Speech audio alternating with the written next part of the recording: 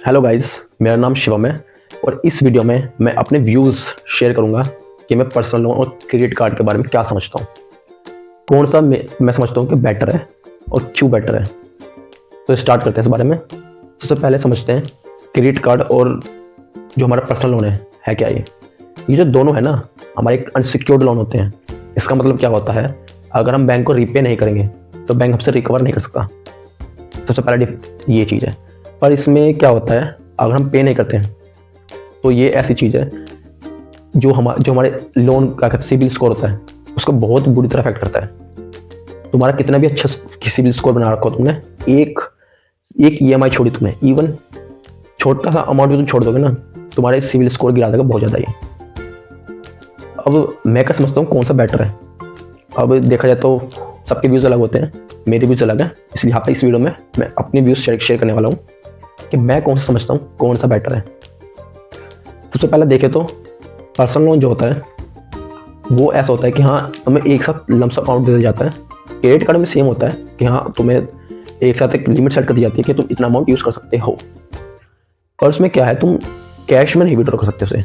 Cash में withdraw करोगे तो तुम्हें चार्ज देना पड़ेगा उसका, क्रेडिट कार्ड से ATM से करोगे तो। पर हाँ, पहले बात करते हैं पर्सनल लोन के बारे में। पर्सनल लोन का बेसिकली तुम्हारा इंटरेस्ट होता है 10 से 15 के बीच में, जनरली 16 भी होता है, 16 से ऊपर भी होता है। वो डिपेंड करता है तुम्हारा अमाउंट और सिबिल स्कोर के ऊपर। अब पर्सनल लोन क्या होता है, पर्सनल लोन को तुम अपने किसी भी पर्पज़ के लिए यूज़ कर सकते हो। सबसे पहली चीज़ ये है। दूसरा कि तुम्हें एक टाइम पीरियड मिल जाता है 4 से 5 साल तक का, 6 भी हो सकता है। तुम इसमें क्या होता है, तुम्हारी एक तरह से EMI बन जाती है 11%, जो कि रिड्यूसिंग होती है। तुम्हारा पड़ जाता है 6 से 7% का इंटरेस्ट देना पड़ता है तुम्हें, इतना पड़ जाता है तुम्हें ये। अब जैसे तुम्हें इसमें क्या होता है, रिड्यूसिंग होता है। इसमें तो कुछ कंपनीज फ्लैट भी लगाती हैं, फ्लैट 11%, फ्लैट 9%। उसमें क्या होता है, तुम्हारा जितना तुमने लोन लिया है उस पर हर महीने उतना ही % वो लगेगा तुम्हारा इंटरेस्ट।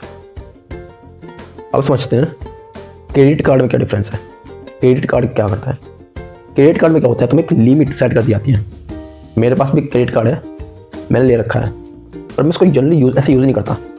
मेरे पास रुपए क्रेडिट कार्ड है UPI ट्रांजेक्शन के लिए, और मैं इसे ऐसे यूज़ नहीं करता।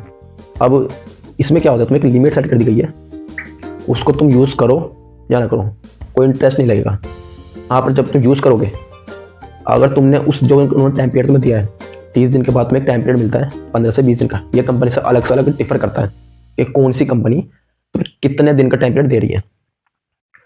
तो अगर तुम वो टाइम पीरियड मिस करते हो तो तुम्हें पूरा 50 दिन या 45 दिन जितना दिन का था उस पर बैंक हर दिन का 1.5 से 2%, कुछ 2.5% लगाते हैं पर डे का। तुम्हें चार्ज लगाया जाता है तुम्हारे ऊपर, और उसका इंटरेस्ट रेट तुम्हें इतना पड़ जाता है, 40 से 45% इंटरेस्ट रेट पड़ जाता है तुम्हारे ऊपर इसका। अब सोचो कितना ज़्यादा इंटरेस्ट रेट है इसका।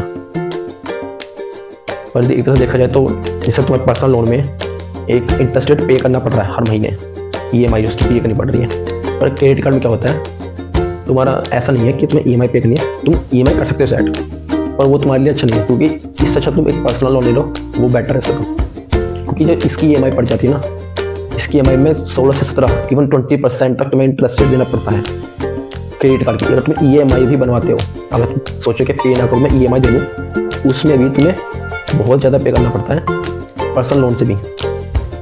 अब इस समझते हैं कौन सी ज़रूरत के लिए पर्सनल लोन काम आता है, कौन सी ज़रूरत के लिए क्रेडिट कार्ड काम आता है।